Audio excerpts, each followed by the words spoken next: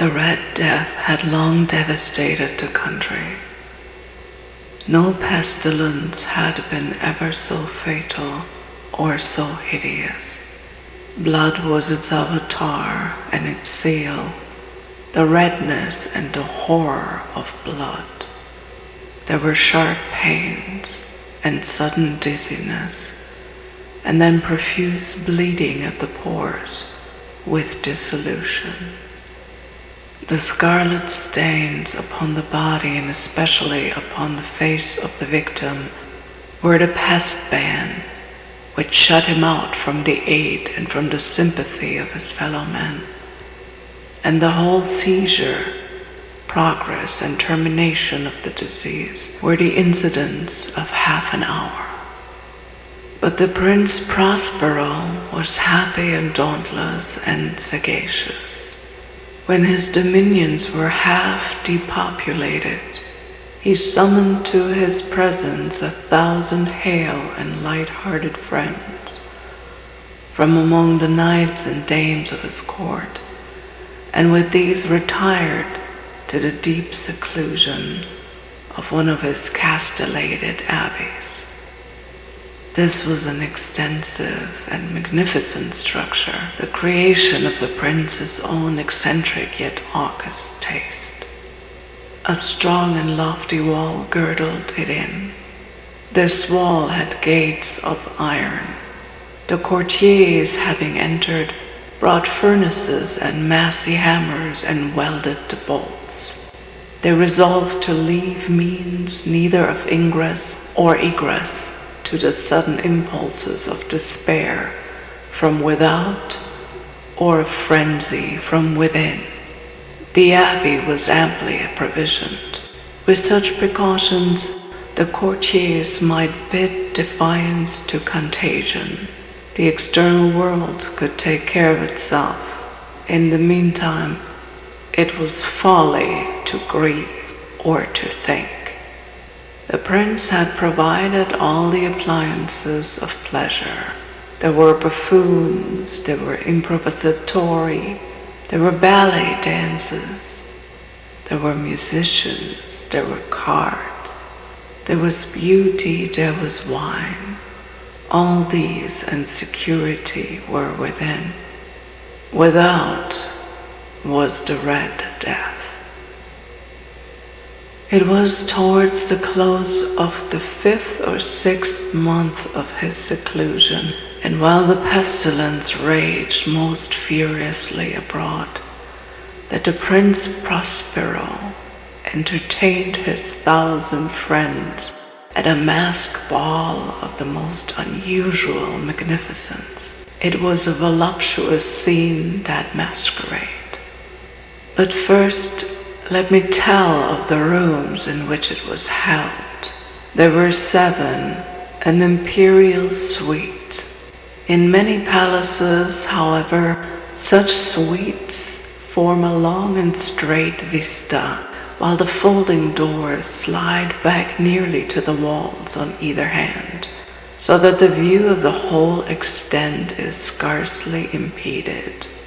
Here the case was very different, as might have been expected from the Duke's love of the bizarre. The apartments were so irregularly disposed that the vision embraced but little more than one at a time. There was a sharp turn at every 20 or 30 yards, and at each turn a novel effect. To the right and left, in the middle of each wall, a tall and narrow Gothic window looked out upon a closed corridor, which pursued the windings of the suite. These windows were of stained glass, whose color varied in accordance with the prevailing hue of the decorations of the chamber into which it opened. That at the eastern extremity was hung, for example, in blue, and vividly blue were its windows. The second chamber was purple in its ornaments and tapestries, and here the panes were purple. The third was green throughout, and so were the casements. The fourth was furnished and litten with orange, the fifth with white, the sixth with violet. The seventh apartment was closely shrouded in black velvet tapestries that hung all over the ceiling and down the walls, falling in heavy folds upon a carpet of the same material and hue. But in this chamber only, the color of the windows failed to correspond with the decorations.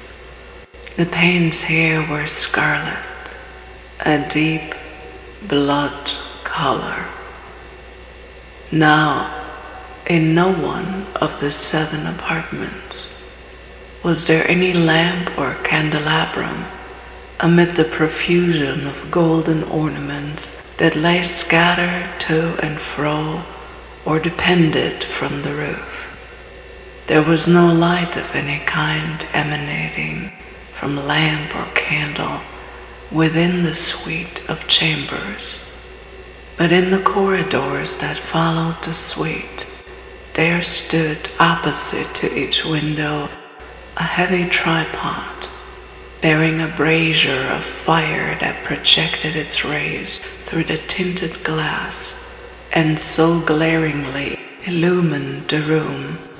And thus were produced a multitude of gaudy and fantastic appearances. But in the western or black chamber, the effect of the firelight that streamed upon the dark hangings through the blood-tinted panes was ghastly in the extreme, and produced so wild a look upon the countenances of those who entered. There were few of the company bold enough to set foot within its precincts at all. It was in this apartment also that there stood against the western wall a gigantic clock of ebony. Its pendulum swung to and fro with a dull, heavy, monotonous clang, and when its minute hand made the circuit of the face, and the hour was to be stricken, there came forth from the brazen lungs of the clock a sound which was clear and loud and deep, and exceedingly musical, but of so peculiar a note and emphasis that at each lapse of an hour the musicians in the orchestra were constrained to pause momently in their performance to hearken to the sound, and thus the waltzers perforce ceased their evolutions, and there was a brief disconcert of the whole gay company, and while the chimes of the clock yet rang, it was observed that the giddiest grew pale, and that the more aged and sedate passed their hands over their brows, as if in confused reverie or meditation. But when the echoes had fully ceased, a light laughter at once pervaded the assembly. The musicians looked at each other and smiled, as if at their own nervousness and folly, and made whispering vows each to the other that the next chiming of the clock should produce in them no similar emotion. And then, after the lapse of 60 minutes, which embraced 3,600 seconds of the time that flies, there came yet another chiming of the clock, and then were the same disconcert and tremulousness and meditation as before. But in spite of these things, it was a gay and magnificent revel. The tastes of the Duke were peculiar. He had a fine eye for colors and effects. He disregarded the decora of mere fashion. His plans were bold and fiery, and his conceptions glowed with barbaric luster. There are some who would have thought him mad. His followers felt that he was not. It was necessary to hear and see and touch him to be sure that he was not. He had directed in great part the movable embellishments of the 7 chambers upon occasion of his great fate, and it was his own guiding taste which had given character to the costumes of the masqueraders. Be sure they were grotesque. There were much glare and glitter and piquancy and phantasm, much of what has been since seen in Hernani. There were arabesque figures with unsuited limbs and appointments. There were delirious fancies, such as the madman fashions. There was much of the beautiful, much of the wanton, much of the bizarre, something of the terrible, and not a little of that which might have excited disgust. To and fro in the 7 chambers there stalked, in fact, a multitude of dreams, and these, the dreams, writhed in and about, taking hue from the rooms and causing the wild music of the orchestra to seem as the echo of their steps. And anon there strikes the ebony clock which stands in the hall of the velvet, and then momently all is still, and all is silent save the voice of the clock. The dreams are stiff frozen as they stand, but the echoes of the chime die away. They have endured but an instant, and a light, half-subdued laughter floats after them as they depart. And now again the music swells, and the dreams live, and writhe to and fro more merrily than ever, taking hue from the many-tinted windows, through which stream the rays from the tripods. But to the chamber which lies most westwardly of the 7, there are now none of the maskers who venture, for the night is waning away, and there flows a ruddier light through the blood-colored panes, and the blackness of the sable drapery appalls, and to him whose foot falls upon the sable carpet, there comes from the near clock of ebony a muffled peal more solemnly emphatic than any which reaches their ears, who indulge in the more remote gaieties of the other apartments. But these other apartments were densely crowded, and in them beat feverishly the heart of life, and the revel went whirlingly on, until at length was sounded the 12th hour upon the clock. And then the music ceased, as I have told, and the evolutions of the waltzers were quieted, and there was an uneasy cessation of all things as before. But now there were 12 strokes to be sounded by the bell of the clock, and thus it happened, perhaps, that more of thought crept with more of time into the meditation of the thoughtful among those who reveled. And thus again it happened, perhaps, that before the last echoes of the last chime had utterly sunk into silence, there were many individuals in the crowd who had found leisure to become aware of the presence of a masked figure which had arrested the attention of no single individual before. And the rumor of this new presence having spread itself whisperingly around, there arose at length from the whole company a buzz or murmur, expressive at first of disapprobation and surprise, then finally of terror, of horror, and of disgust. In an assembly of phantasms such as I have painted, it may well be supposed that no ordinary appearance could have excited such sensation. In truth, the masquerade license of the night was nearly unlimited, but the figure in question had out-Heroded Herod and gone beyond the bounds of even the prince's indefinite decorum. There are chords in the hearts of the most reckless which cannot be touched without emotion. Even with the utterly lost, to whom life and death are equally jests, there are matters of which no jest can be properly made. The whole company, indeed, seemed now deeply to feel that in the costume and bearing of the stranger neither wit nor propriety existed. The figure was tall and gaunt, enshrouded from head to foot in the habiliments of the grave.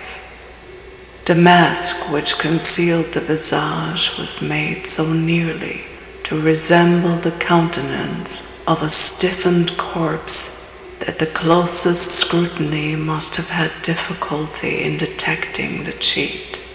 And yet, all this might have been endured, if not approved, by the mad revelers around. But the mummer had gone so far as to assume the type of the Red Death. His vesture was dabbled in blood, and his broad brow, with all the features of the face, was besprinkled with the scarlet horror. When the eyes of the Prince Prospero fell upon his spectral image, which with a slow and solemn movement, as if more fully to sustain its role, stalked to and fro among the waltzers, he was seen to be convulsed in the first moment, with a strong shudder either of terror or distaste, but in the next his brow reddened with rage. "Who dares," he demanded hoarsely of the group that stood around him, "who dares thus to make mockery of our woes? Uncase the varlet, that we may know whom we have to hang tomorrow at sunrise from the battlements. Will no one stare at my bidding? Stop him, and strip him, I say, of those reddened vestures of sacrilege." It was in the eastern or blue chamber in which stood the Prince Prospero as he uttered these words. They rang throughout the 7 rooms loudly and clearly, for the prince was a bold and robust man, and the music had become hushed at the waving of his hand. It was in the blue room where stood the prince, with a group of pale courtiers by his side. At first, as he spoke, there was a slight rushing movement of his group in the direction of the intruder, who at the moment was also near at hand, and now, with deliberate and stately step, made closer approach to the speaker. But from a certain nameless awe with which the mad assumptions of the mummer had inspired the whole party, there were found none who put forth hand to seize him, so that, unimpeded, he passed within a yard of the prince's person, and while the vast assembly, as if with one impulse, shrank from the centers of the room to the walls, he made his way uninterruptedly, but with the same solemn and measured step which had distinguished him from the first, through the blue chamber to the purple, through the purple to the green, through the green to the orange, through this again to the white, and even thence to the violet, ere a decided movement had been made to arrest him. It was then, however, that the Prince Prospero, maddening with rage and the shame of his own momentary cowardice, rushed hurriedly through the 6 chambers, while none followed him on account of a deadly terror that had seized upon all.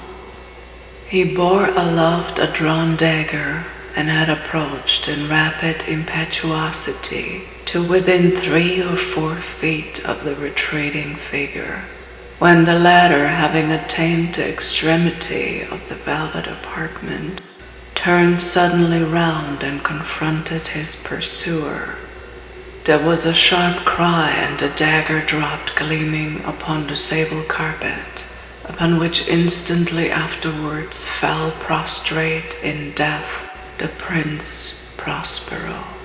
Then, summoning the wild courage of despair, a throng of the revelers at once threw themselves into the black apartment, and seizing the mummer, whose tall figure stood erect and motionless within the shadow of the ebony clock, gasped in unutterable horror at finding the grave cerements and corpse-like mask, which they handled with so violent a rudeness, untenanted by any tangible form.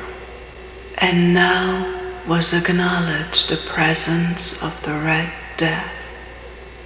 He had come like a thief in the night, and one by one dropped the revelers in the blood-bedewed holds of their revel, and died each in the despairing posture of his fall. And the life of the ebony clock went out with that of the last of the gay, and the flames of the tripods expired, and darkness and decay and the Red Death held illimitable dominion over all.